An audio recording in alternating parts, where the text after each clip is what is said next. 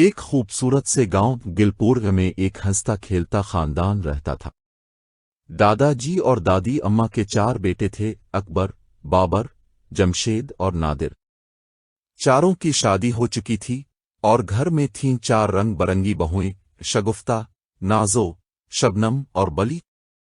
जी हां, बली, जो सबसे चंचल और शरारती बहू थी। दादाजी सुबह अलिफाटेती ही हुक्का पीते और अखबार पढ़ते, जबकि दादी अम्मा हाथ में छड़ी लेकर पूरे घर का निजाम संभालती थीं।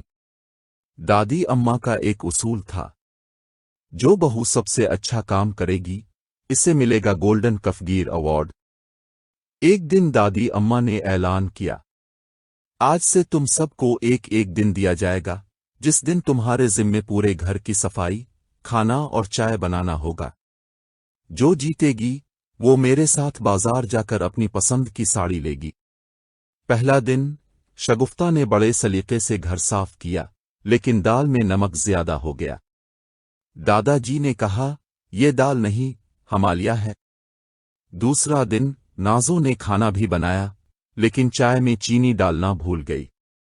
दादी अम्मा बोले, ये चाय है या पानी का सूप।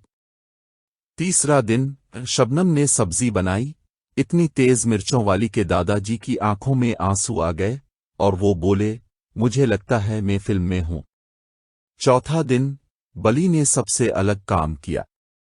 उसने खिचड़ी बनाई, दादी अम्मा के पैरों की मालिश की और बच्चों के साथ कार्टून देखते हुए सबको पॉपकॉर्न भी खिलाया। आखिर में दादी अम्मा ने ऐलान किया, आज का गोल्डन कफगीर अवार्ड जाता है बली को। सब बहुएं थोड़ी नाराज हुईं, लेकिन बली ने सबको कहा, आज मेरी जीत है, कल तुम्हारी हो सकती है। हम सब एक ही घर के फूल हैं।